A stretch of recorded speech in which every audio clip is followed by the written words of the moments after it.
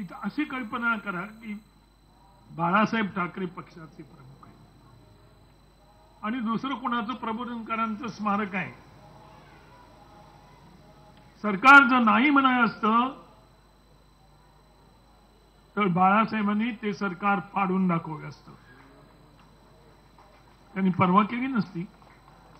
कार्यकर्त्यांनी यावेळी सुद्धा ती भाषा वापरली असती. आमच्या बाजूला एक विभाग प्रमुख आहेत म्हणून मुद्दाम सांगतोय.